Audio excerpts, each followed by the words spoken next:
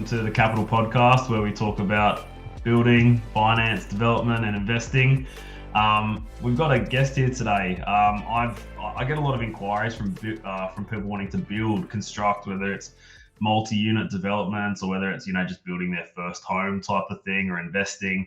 And so I thought I'd get a real life builder on. And so we got Rav Saggu from Landar Homes here now.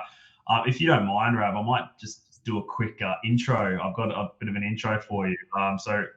Rav, you're a director of Landar Homes. Landar Homes, you specialize in designing and building custom homes in Sydney. You're a licensed master builder, 18 years of experience within the industry, diplomas in building, quantity surveying, leadership and management, and a master's degree in project management. I didn't actually know that. It's quite, well qualified. And then Rav, your main thing is to educate, equip, and empower as many people as possible who are actually looking to build. Yeah. I sort of like that actually, because one of the things, we were just talking about TikTok before we jumped on this podcast, and I don't know if have you heard of the TikTok inspector? No. Okay. Oh, actually, I think is that the guy who wears all the body cam and stuff, body and he goes, cam, so that usually it's the client or the borrower or the the developer or whatever. They will hire the TikTok inspector, and he goes into site and he basically finds everything wrong with it, and where it's non-compliant and where it needs to be fixed, and he probably costs the builders a lot of money. And I was going through some of the comments, and I actually wanted to ask you about it, because I went through some of the comments, and a lot of people are saying, oh, gee, after watching your videos, I don't feel like building, because I feel like, how do we trust anyone? And when I read that last line of your intro, you want to educate, equip, and empower people. I like that, because that's sort of creating trust. What's your thoughts on that? Yeah. So, for the reason why, the educate, equip, and empower thing is it's we don't have the capacity to build everyone's home, but we do have an opportunity where we can educate as many people as possible. With the TikTok inspector guy, naturally you're going to see his job is to pick out all the worst things in everyone's build. I mean, that's his job, right? That's why people are hiring him. So if you're going to surround yourself with that sort of content, and you're not surrounding yourself with any of the positive content of naturally you're gonna think that's how building is. You're watching bad news all day. I think there is a lot of value to it. He does thrive off it though, so it's like if everyone, I think he's in sort of a way he wants people to be not confident in their builders. Because then that creates a job for him in a sort of sense. But I guess there is that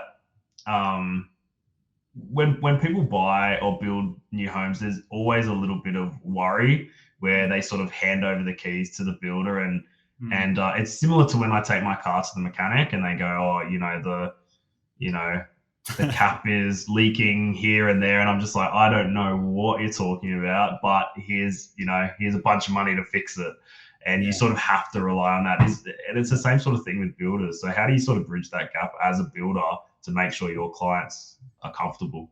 Yeah, it's you really just need to try and pick up as many things as possible. That initial process, the building process starts way before starting on site, and during that planning phase, that's when you really need to pick up everything. The other thing is,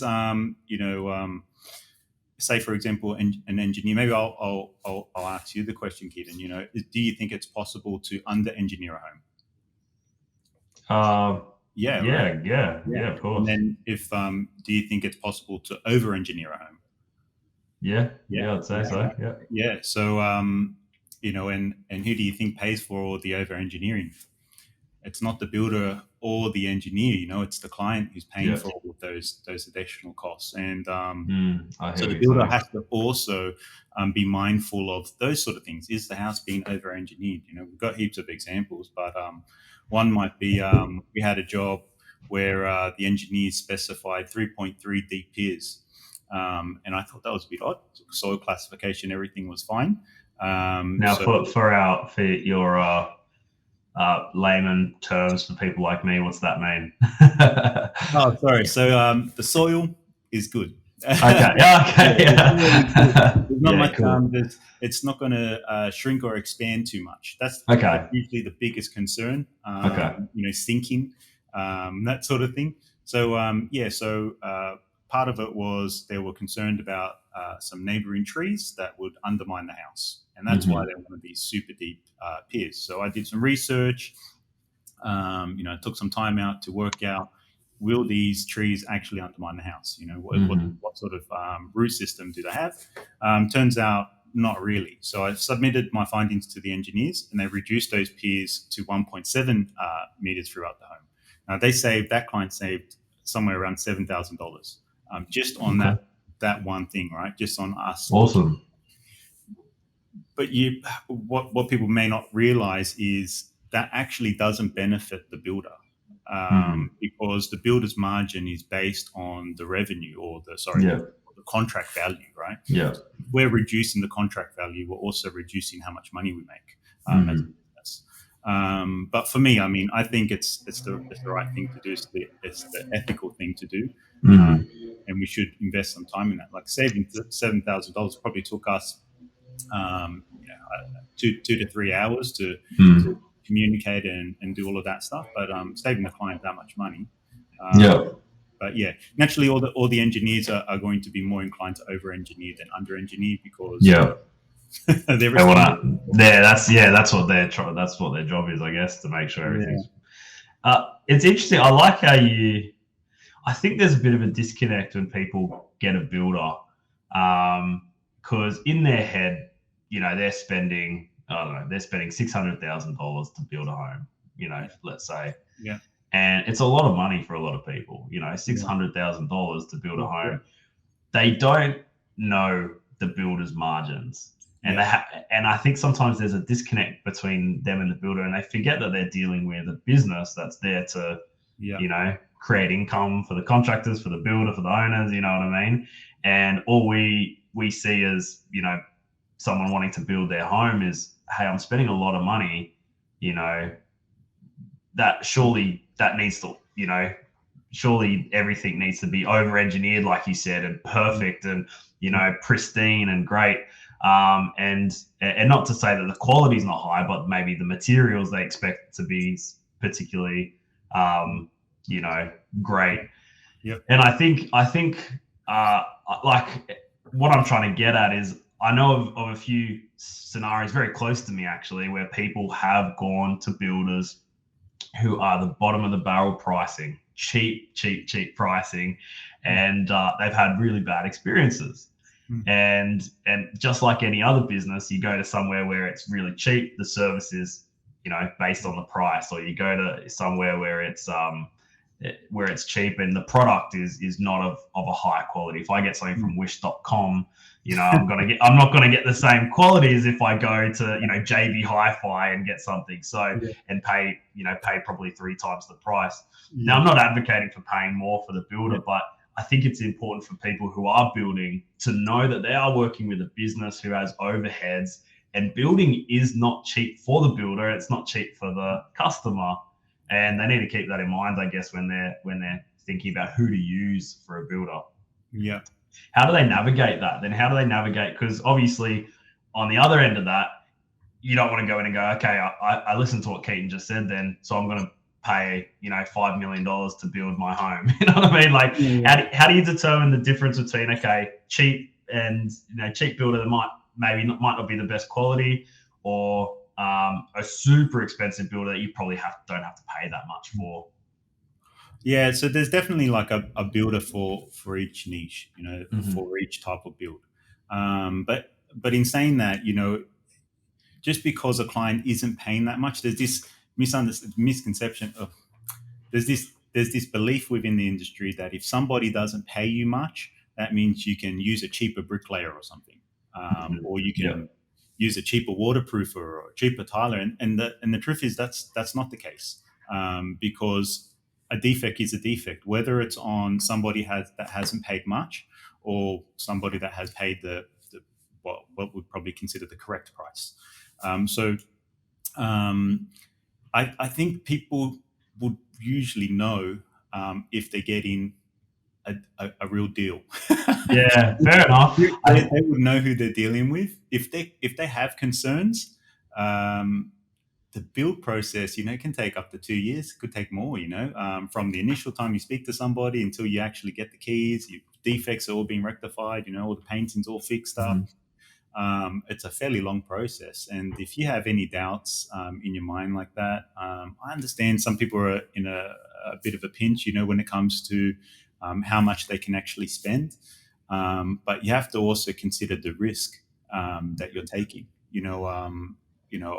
We've been contacted by people that were wanting to build with us earlier. Then they've contacted us, a year or two later, and then they've said, Rav, can you actually take over our build? Our builders not showing up. All the banners are down. The fencing all open. There's rubbish everywhere. Ceilings fallen down in one of the jobs that I visited, and but yeah, they'd look at the dollars and they'd say, yeah, cool, I'm going to save this $50,000, not considering the $550,000 that they're investing. That's not to say, like you said, a defect's a defect. So It's not to say if you get a good price on a home, it means it's a dodgy build. It just no. Yeah. No, that's really interesting. Now, in the last 2 years as well, there's been a lot of just going along the same lines of trust in builders, and I love the stuff you're saying. I mean, if anyone's listening to this or watching this, they can pretty much see that you're the real deal. But how do you bridge that trust gap? And we've got a current affair which love to show us any dodgy tradie they can. We've got the last 2 years during COVID, we had how many construction companies go bust. I've had a client of mine, and you probably know of a few who the building companies just pulled out, gone bankrupt or something like this, and left them with half a home. We've had issues with cost of materials increasing. You might be able to shed some light on that as well. So how do we regain the Australian public's trust in, okay, I'm ready to build again. I'm ready to go back into that market, as opposed to what I'm seeing in the last 6 months probably is a trend towards established homes, because people want to avoid the horror stories that, their friends told them at a barbecue type of thing. Yeah. It's so I guess the last 2 years, that's really unusual what's happened, right? And I think what people may not realize is all these stimulus packages that have been released have been one of the major contributors, I believe, to what's happened. It's caused a big surge, and it always does. It causes a huge surge within the industry. There's heaps of jobs commencing at the same time, and then we have a shortage of trades because out of nowhere we've just got all of these jobs on the go. People have a shortage of staff, so there's a lot of untrained people as well that come on, and then the delivery of each of those jobs compromised because they don't have the people, they don't have the materials. Material demand goes up, and then naturally it starts falling away, and then you end up in the same position that we're in at the moment, where the market's cooled down, and then no doubt that the government will release another stimulus package. Make it all go happen again. And then it will all happen again. But it is unusual though. It is unusual. It's really unusual. I've never seen that before. So it is unusual to that extent. But look, the cost of materials, cost of labor has always gone up. It's just that now it's really in the media. Definitely cost of materials and labor did go up just due to the demand. Every other country during COVID also had a stimulus package for their own countries, and they took a lot of the materials for their own builds, and then builders going bust builders have always gone bust. Like it's just like every other business, right? But confidence wise, I mean, just for the client, you're just dealing with somebody that you can trust. Sit down with them, go through your plans. It is hard. It is hard to navigate because really, if you look at those builders that have gone bust, they're not all horrible builders. Some of those builders were great builders. Some of those builders are builders that people within the industry looked up to, including myself. So it is hard to navigate. It's not. You might hear on YouTube or online. These are the 10 things that you need to do when you pick a builder. And the reality is, if you did those checks with a lot of those builders, they would have passed. Have they done this? Yeah. So some of them are like, have you done this type of build before? How many builds are you doing? How much experience do you have? And they would have ticked all the boxes. And they would have ticked all the boxes, Some of those builders were doing, I'm sure they were doing, in excess, 500 plus homes. I think there was a builder in Melbourne. They would have been up in the thousands for a year. So, they would have ticked all the boxes. And then they sort of, when it comes to crunch time, sometimes it works, sometimes it doesn't, I guess. That's actually a really good point, because we are all, not to get too philosophical here, but we're all sort of subject to like media and influence. And like I said, it's hard.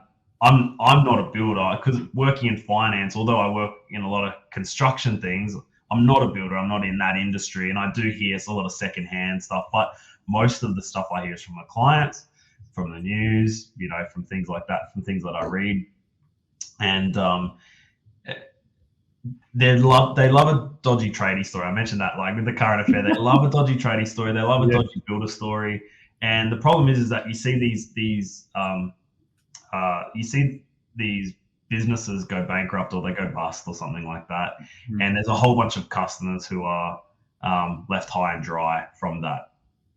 And I think the knee-jerk reaction from the public is, oh, gee, must have been a dodgy builder. Must have, they must have been cutting corners and doing silly things. But I like what you said, and I think it does shed some light that just because that's happened, it doesn't mean that we should completely not trust builders now in general, because some of those builders would have been reputable, good builders with high quality home, high quality material, that you would have got a good product out of, but maybe the timing wasn't exactly right. So it's a good point. Now, look, I've skipped ahead, mate. I want to actually learn a little bit about you.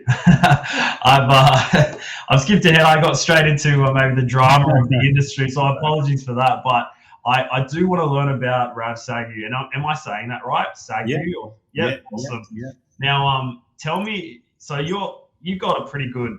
I didn't know that you had like a master's degree in project management, quantity surveying, leadership and management, diplomas in building. That's awesome. What made you get into building? Because I know there's some kids that grow up and they say, I want to be Bob the Builder, I want to be a builder, and I want to build homes. And then some people sort of fall into it. What was your journey? For me, straight out of school, I worked for my uncles as a trainee. They were builders as well. Yeah, the builders, and they were doing townhouses, duplexes, subdividing land and building, that sort of thing. Yeah, right. 18 years later, I'm with Keaton on a podcast. In between, I did all the studying and all that sort of thing. I worked for multiple builders. But probably more. So how many years? Did you say 18 years? 18 years. 18 years. Okay. Yeah. So I've just been in the same industry for 18 years. It's been a good ride. It's been really good. I've worked both in the commercial and residential sector. Yep. And worked for some really, really great builders. Some of the largest builders in the country, and some of the smaller ones also. And I just worked for really good people. There was a lot of people that mentored me along the way, and I learned how they would run a significantly larger business than mine. which I learned a lot from. But yeah, that's pretty much how I started in the industry. I've always been interested in home design. I draw floor plans and play Sims. Do you remember Sims? Sim, Yeah, yeah, I'm not sure if yeah. I used to play that. Sim City. Gee, Uh, it is a bit of a throwback. Yeah, I don't know. To be honest, I think people still play Sims today. Some of the yeah, younger kids, so I yeah, think so. yeah. I don't know. I used to play. I used to play a lot of Sims, but I actually never used to play the game. I used to just design floor plans on there. Just designers houses. Yeah, I did design houses, and it's there's probably a lot to it. The reason why I was so interested in home design, but I was so interested in how other people lived. I Yeah, received those post-its in the mail, with you could win this house in Queensland, and it's like some super mansion, and I'd look at those and I'd be so interested, like, wow, somebody lives in a house like that, and I'd just be so interested in what's inside the house. They've got a home cinema or something. yeah, Huge yeah. deal. Nowadays, it's almost become the norm. Like, oh, we've got a home cinema. It's like, oh, like, yeah, Rav, we want a home cinema. It's like, oh, what's going on? But Yeah, um, yeah, that's interesting you say that. I agree with you. I remember back when I was younger, we visited a friend of my father's, and he had tiered seating. There's probably 3 rows of yeah, 3 seats, you know what I mean? So yeah. 9 in total, but tiered Wow, seating, big cool. screen at the front. He even had like a gaming console there. And we just thought that was unreal. Like that was, Yeah, he must have, it was just nothing you've ever seen before. Something you see on like Richie Rich, you know what I mean? yeah, And then yeah, you're right. These days I can think of on the top of my head 3, you know, people that are relatively close to me that have home cinemas. So yeah, yeah, design changes and people change what they need. I think they see things like that and then they want to achieve that. Now, Lander Homes, tell me a bit about that. Now, from what I know, and correct me if I'm wrong, you guys do custom builds. So someone wants to build their own home, or you will do investment properties as well. yeah. And anytime someone needs a property, basically, you can build it. It's custom build. You pride yourself on high quality of materials, high quality of obviously finish. Yeah. What else can you tell me about Lander Homes? I think the biggest thing is, I'm really focused on providing the clients with as much certainty and confidence as possible. That's a lot of people, like, yeah, naturally we always strive into produce a great product, like a great home.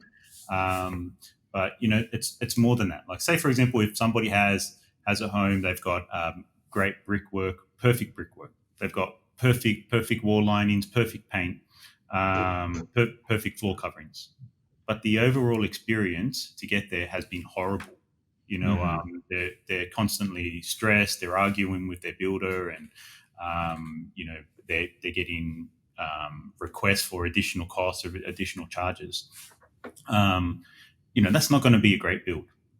So I think there is a focus for us, like at Land Homes, just for us to produce a really good home, but there's also an equal amount of effort to provide a great experience for the client, and a lot of that revolves around providing them with as much certainty and confidence as possible, taking them through the warehouse, where we project their floor plans onto the ground at scale, so they can Yeah, walk through the floor plans before we start going onto site and building it.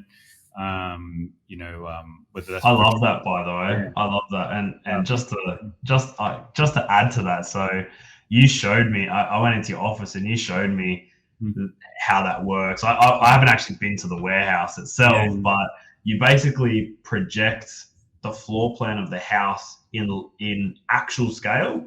yeah, yeah. So it's at actual scale. Is this like an Um, airline hangar or something like this, or No, that must be a no, it's huge? not. It's not too big.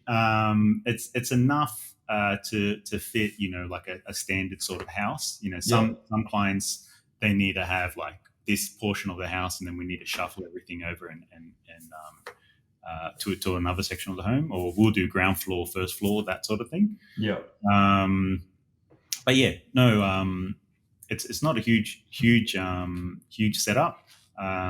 We have business partners that organize all of that for us as well. So it's pretty good. We're pretty comfy. You know, we can just go in there and use the facilities whenever we want. But we also have we'll project their facade onto a wall at scale as well. And the colors we use are the colors that they pick with our interior designers. Yeah. And so it's you real life get to see the property basically before you start the construction. Yeah. And that's it's just awesome. It's just that, right? So like somebody would say, oh, we're getting 900 mil wide appliances. It's like, that's really good. Like, that's great. But, like, what's the build experience? Are you allowed to have regular site visits? Have you been to site, or are you okay to visit site? That sort of thing, is your house fixed priced, or is it open? Is it subject to additional costs? So, there's a fair bit to it, but I guess that's probably the biggest thing for us is we're really focused on the client, their experience, the journey through the build. The first time I heard about that, and the first time I heard about it projecting onto the floor, projecting the facade is really a great experience. And to be honest, I think we were talking earlier about trust in builders and trust in what they're going to do for you. And that takes heaps of the guesswork, right? That takes out heaps of the guesswork of what is the actual builder doing? Yeah, we've seen the drawings, but what's that actually look to sort of walk through, in essence, almost like this simulated projection, and sort of say, what's that going to feel like? And that stuff, most people, since building started, you don't get to experience it until you get the keys or until you do your first lockout inspection or something like that. Yeah. That's a really cool value proposition. And still today, I'm surprised that not every builder does that, and I'm surprised that not every builder gets on board with something like that, because that would, like, if, the next home we build, I'm definitely going to consider, going for not consider it. I would want to see that, exactly as you described it. Yeah. That's really good. Now, with Lander Homes too, what's the biggest, specifically Lander Homes, what's the biggest projects Lander Homes does, and what's the smallest projects you guys do, or is it roughly around the same type of product, same type of homes? I mean, everyone's different. Everyone's got different needs, So, say for example, if we have an investor, they might have a 450 square block and want to do a single story home with an attached granny flat, which is fine, just medium spec, and but then on the other side, we might have somebody that wants to build, a 60, 70 square double story home with a lift and the home theater and all of the whole thing, and a wine with a lift. With a lift. Where's the lift go? I mean, it's overrated to use stairs now these days.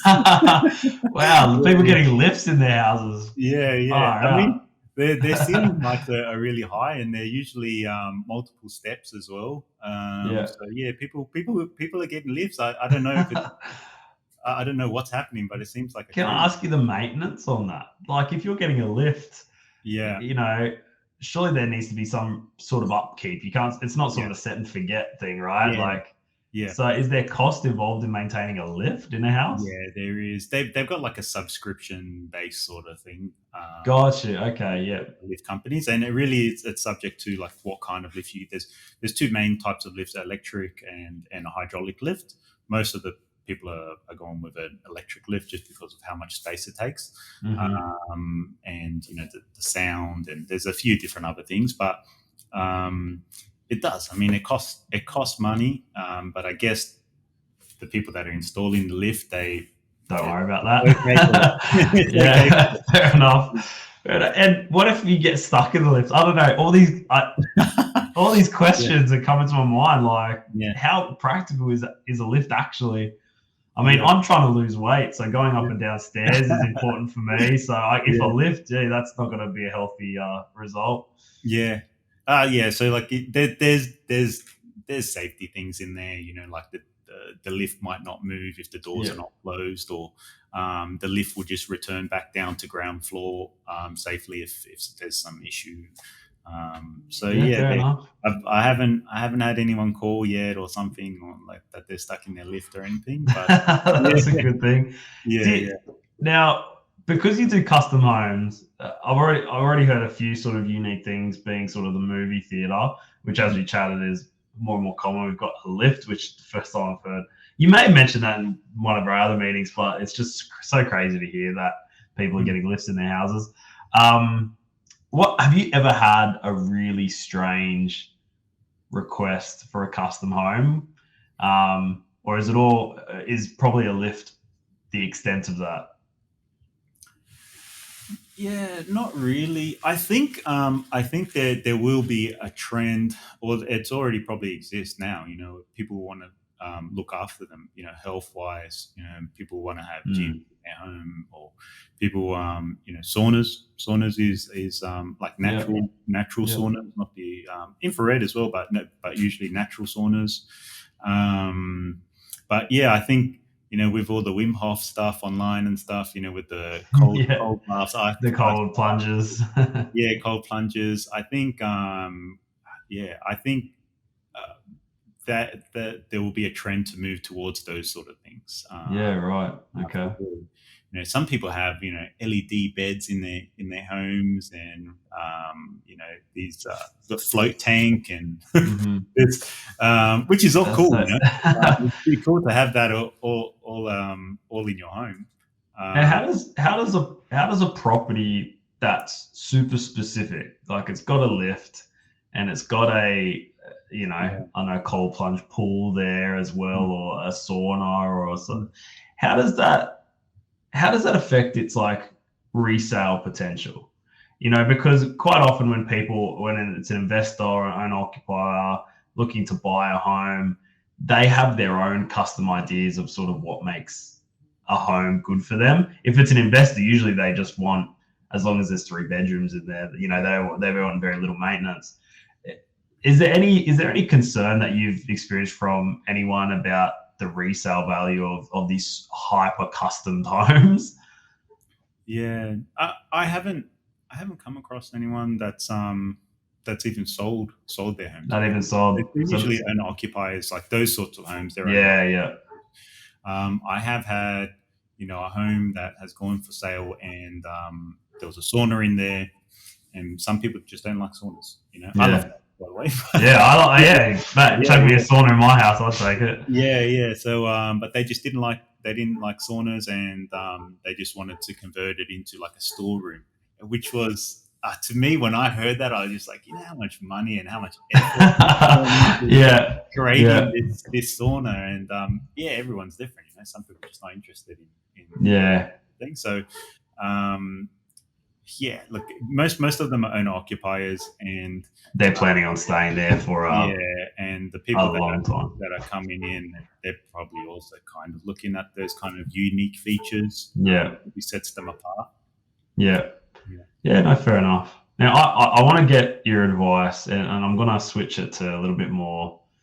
As you know, I love property development. We have a lot of connections with private funding, Yeah. and that's why I actually want to get a builder on to get your sort of thoughts on different things. Um, one of the things that we have a lot of inquiries for in my business is people who have never developed before, Hmm. and they found they've spoken to a few people and they've been inspired to, I want to now develop property, whether it's buy a block of land, subdivide, similar to I think what you said your uncles did, Mm. similar thing. So buy land, subdivide. I want to put up a whole bunch of townhouses, or I want to find a diamond in the rough somewhere, and knock down, rebuild or something. And we get a lot of inquiries like that. And what we find is that these people have a huge heart and big aspirations of what they want to do, and they sort of see the money on paper and go, oh, it's a obvious solution. From a builder's perspective, what are some of the pitfalls for someone who's brand new? And I know there's probably a few you could probably think of, but someone that's brand new, what sort of advice that you'd give someone who is looking to jump in and go, I want to be a developer tomorrow and I want to start developing property?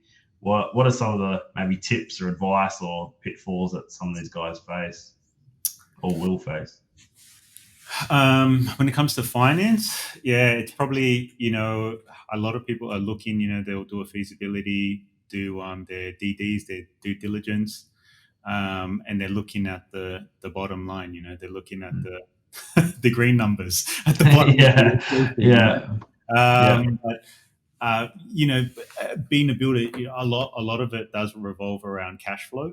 And the best builds have a lot of cash initially up front, whereas the banks, generally, they think they're mitigating risk by reducing how much money is available up front, sort of thing. So you do need to have a builder that is able to manage cash flow. That's probably the most important thing for me, at least. I think that would be the most important thing.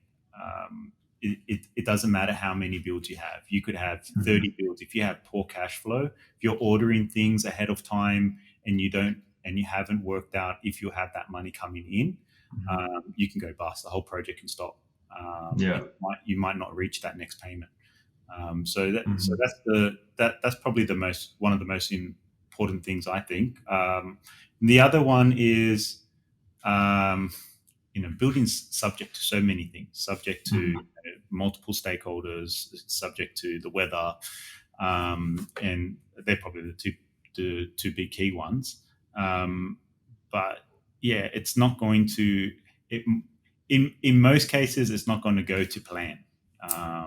You should allow some sort of contingency in there, just for things not going to plan and having to adapt. Yeah. What about yourself, Keaton? Like when you're speaking to developers, builders, what are some of the things that you pick up, that they should look out for? Yeah, the contingency is really really important. I see so many feasibilities come, emailed to me from, really really pumped up. Yeah. Soon to be developers. They're always positive, aren't they, Keaton? They're great. The numbers. I mean, I had. What do they say? You can make an Excel spreadsheet tell you anything you want it to tell you. So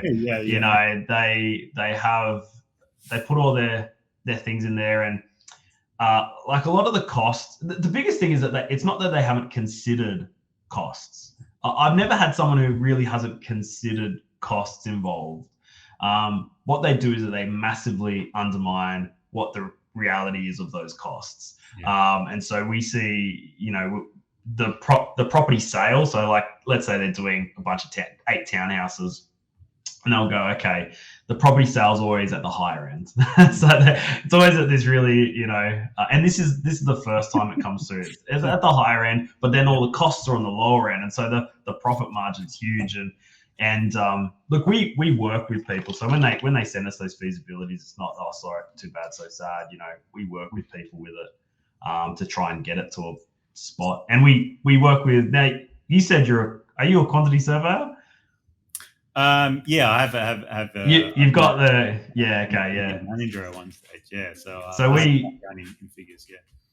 So we usually send them to like quantity surveyors and things just to say, hey, just have someone look over these numbers for you and make sure they're right, and we'll adjust them. And by the time we get to it, there has been occasions where this has happened, where the profit margin is now gone from $300,000 profit margin, and it's gone down to about $50,000, and that's because they hadn't considered the reality of a lot of those costs. And sometimes that $50,000 is without any contingency, which most lenders will want to see. Yeah. So I think it's the hopeful cost, but that's not to say that it's not possible, and that there isn't ways that you can actually sort of profitably do something. But I guess that's those pitfalls. But you did say that there's contingency that you need to take into consideration. Where we usually use like a percentage, 5% or 10% contingency fund, and we want to have that available for the development. as from a builder's perspective, um, what's your opinion in general terms in relation to how much cash you should have available? And I've got a follow-up question about cash flow actually, but just as far as contingency and having leftover cash that you haven't committed to anything, but it's just there for when building hits some adjustments. Yeah, I think it really revolves around how certain you are with everything, right? So if you're really certain on your pricing, you've got heaps of quotes, or you've done it before, or you've developed next door with 8 townhouses, and you're developing 8 townhouses, down the road. You're going to be really certain. You're really probably just having to work out cash flow of, I need this amount to get to the next stage. I need this amount to get to the next stage. That's that sort of thing. But yeah, just with the contingency, like if I'd probably advise someone, if you really don't have any idea, probably if you're trying to say like, I've got no idea, I'm just going to ramp up my contingencies, probably not a good idea. Yeah, probably need to get a professional in there to help you. There's a lot of additional costs. Like say if you're doing a townhouse, you might have an electrical engineer to work out, you got to power all of these homes, so you've got stormwater, you've got to get rid of all the stormwater, rainwater that falls onto all of these homes and onto the driveway. You don't want to create a waterfall at the back of those blocks, so it just really revolves around how certain you are. I think well, before I talk about that, I also want to talk about cash flow with you. So you're saying if you're thinking about developing, use a builder that can manage cash flow. Yeah. What does that mean? What do you mean by that? Like, I think I understand what you mean, but I'm always talking to my clients about cash flow, but I just found it interesting you said find a builder that knows how to manage cash flow. What's that look for like during a build, managing cash flow? Are you talking about like being able to sort of, because I know sometimes the banks will often wait for milestones in the construction. So that period before that milestone, are you saying that find a builder that can make sure the job gets done before that milestone? Yeah. So ideally, if you were really heavy with capital, you had a lot of cash available, you would pre-order everything, book everyone in, pay everyone's deposits, and everyone would just show up and do their work on whenever they were booked in. Unfortunately, how often does that happen? You plan for the best, right? You try your best, again, sometimes you're subject to weather as well. We can talk about that as well. That's something I think people need to pay attention to, just the weather and how that affects their build. But with cash flow, so how it works is, say for example, the first milestone might be site start, then it might be pour the slab, then it might be do the frames, and then it'll be like do all the external stuff, the roof and the brickwork, or the hebel, and then you go inside the house and you do gyprock. There's a few stages, critical stages, critical milestones. And say for example, if you're at slab stage and you have really tight schedule to work with, maybe for some odd reason they're only going to release you 5%. If you went and ordered their frames and their windows and all of that ahead of time, you paid all the deposits, you'd run out of cash and you wouldn't be able to pour the slab. And that's an exaggerated example, but if you're unable to pour the slab, you're unable to take that progress stage, you're unable to claim for that progress stage, and then you'd be wiped out, you just bust.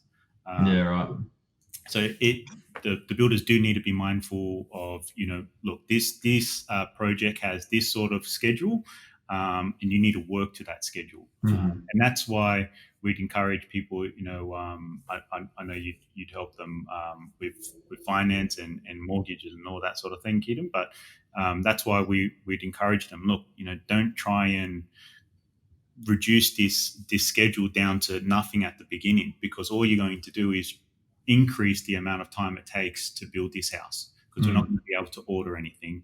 We're going to have to build in incremental like stages. So that's all it is. It's just being mindful of, we can place these orders now because we know this amount of money is coming in, and we can fund that stage.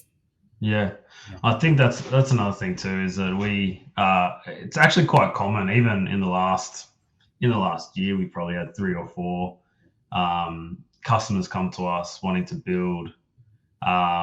And what they do is, and I was just thinking about cash flow as well for the customer, as well as for the builder, but they wanting to fund everything. It's super highly leveraged, so they usually have like an unencumbered property, or some sort of security, and then they're getting 100% of the development costs from the bank. Now, there's 2 issues that I see with that. Number one is that the interest is usually astronomical, because they're paying interest. Usually it's capitalized, with a lot of development funding, but they're paying a lot of interest on the total project because they're actually putting in no cash themselves.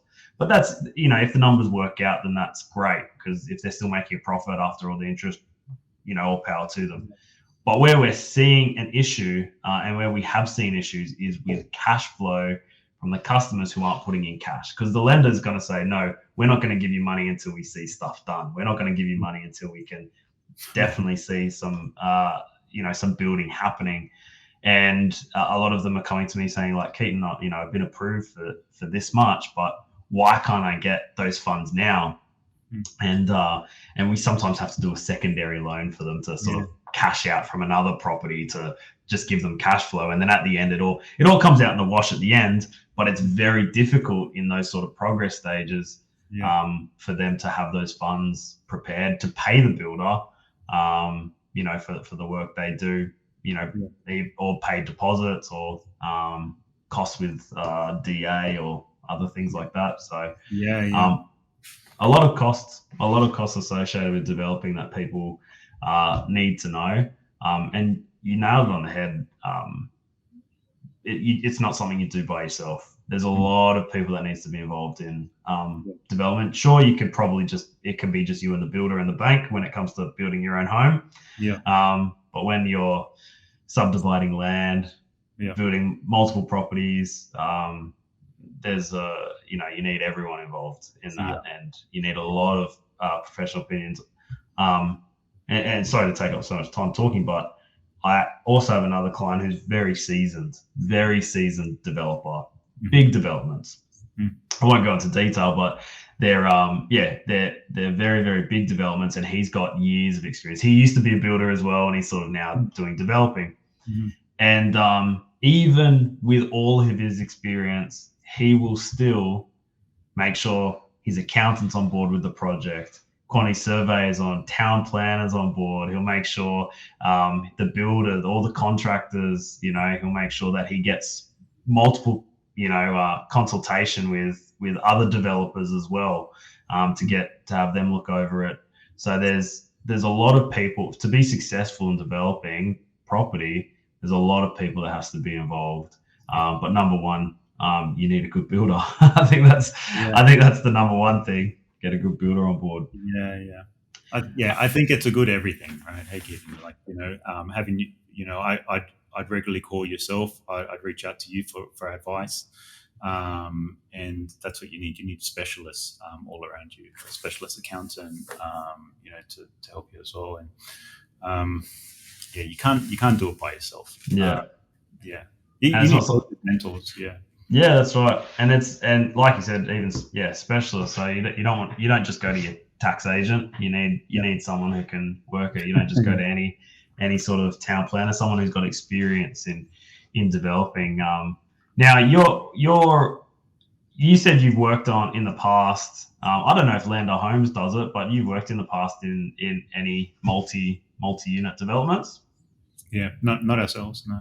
Not Lander Homes. No. But there are some people that you deal with that have done sort of larger developments. Now, when you're looking at Lander Homes, what made you niche? And I think you touched on it a little bit, but what made you niche in sort of custom home builds? Because there's a lot of different niches for builders out there, like whether they are doing, sort of those multi-units, whether they're just doing, what do they call it when it's all set out for you? The project build, or I don't know, like the turnkey, all done. Yeah, that yeah, sort of house and thing. land package type of thing. Yeah. So, and yeah, and I understand that's everyone's niches, but I'm just more curious to you why sort of custom build homes is, you decided to jump into that one. Yeah. It's just where I thought we were needed. So like there's a lot of people that are able to do house and land packaging and project style homes, and it's just there wasn't. I didn't believe there was many people that had. There wasn't many builders at that time when we started land homes, just focusing on that sort of thing. So it just came down to that's where we're needed. It's all well and Yeah. good to do what you like doing, but I thought there was, we must do this. We must look after these. Yeah. And if I find that there's those people are being looked after within that sector, then that's fine. We'll move on to another area. But at the time, that's the area right now. That's who I think needs the most amount of help. Yeah, no, awesome. Now, look, I'm conscious of time because I don't want to take. I know you got a bunch of work to do today, but I also one thing I wanted to ask too is that, and this is a sort of a selfish question because it has a lot to do with finance, and a lot of finance companies like a good old fashioned fixed build contract. Yeah. Now there's been a relatively sort of a cultural shift in builders who are saying, and it probably as a result of the last 2 years, saying, look, we don't want to do fixed price because there's maybe a bit of a question mark over cost of materials and labor and contingency, like we had a chat about. Yeah. So are you? Is it the same for you? Everyone's sort of going to that cost plus. Can you maybe even break down what a cost plus and a fixed price is? Would be good. And then what's the benefit for both? Or I guess so cost plus is just fixed price is just everything is they've given you what they're going to build, and they've given you one price, and they've just said this is how much it's going to cost. It's not going to cost any more than this. There's a lot of certainty around that. With cost plus, the builder is probably unsure on pricing, unsure on details, which is fair. Some homes are highly architectural, and that's why they do a cost plus sort of thing. They're unsure of how long it's going to take to do something. They might install something, have to take it down, install something as just an example of what it could look like, take it down, that sort of thing. That's really like how long is a piece of string sort of thing. So that's why you used to use a cost plus contract for those types of builds. Nowadays, it seems like a lot of builders are more leaning to the cost plus because they don't want to be locked into this fixed price when the price is continually moving. So I guess that's really the difference. I think there's a time and a place for both of them.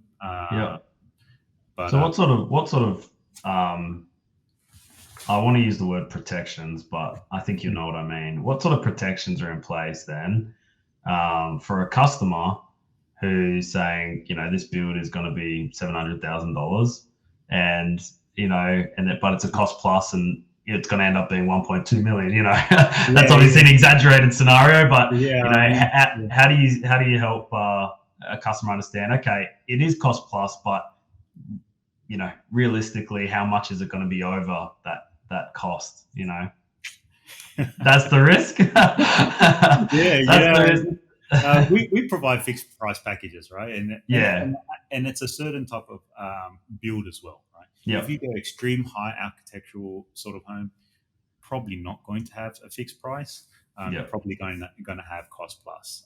If you're doing like a standard home in a standard estate sort of thing, you should really have a fixed price. There shouldn't be any real reason why someone can't provide you with that. But I mean, you've watched all of the developing shows or the reno shows, and they're always over time, over budget. It's a common thing. So it's sort of that's the concern about cost plus. And great for the builder.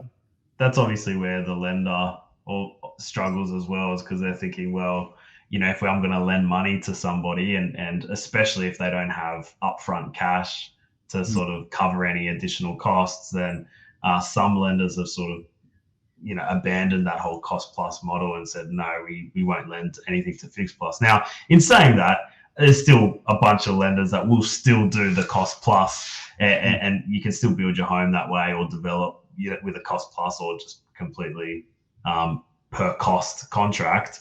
It is, we're finding all those mainstream lenders are sort of pushing back, because they're like, yeah, how long's a piece of string? How much funding are we going to have to give you? Do you have the capacity to take that cost plus? And usually they'll want a big upfront deposit, or an upfront contribution to say to the bank, hey, look, I've got enough cash if it does go a bit above. But look, hey, Rav, thanks heaps for jumping on today. I'll let you get back to your day, but I'm really grateful for jumping on, and I'd love to have you back on again, because the more content, the better. And I think you've got a lot of really good insight in relation to the building industry and builders. Now, I understand you've got a workshop in a few weeks. Now, I'm not sure exactly when this podcast is actually going to go live, because there probably needs to be some editing, make myself look skinnier maybe, or something like that. But you run workshops. Do you want to explain what you do there? Yeah, so we'll have a workshop. We'll try our best to have it going every few weeks, every few months at least. And it's just, again, just what we spoke about earlier, Keaton. Just we don't have the capacity to build everyone's home, but we do have an opportunity, especially with all this technology these days, where we can educate as many people as possible. And that workshop will just be around how somebody can have a great, enjoyable, fun, exciting sort of build, and what they need to look out for.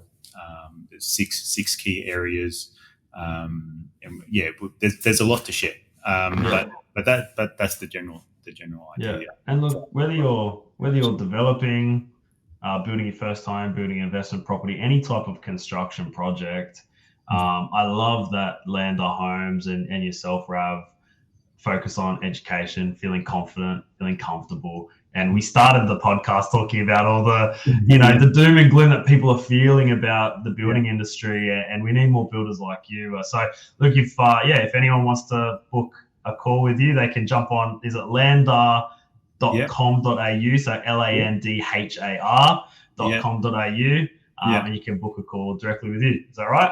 Yeah. Okay. Absolutely. Awesome. Well, I hope people call, mate. Yeah. Thank you very much, Keaton. Thanks for your help and support, and I'd love to be back. All right. Awesome. Thanks, mate. Take care. See you later.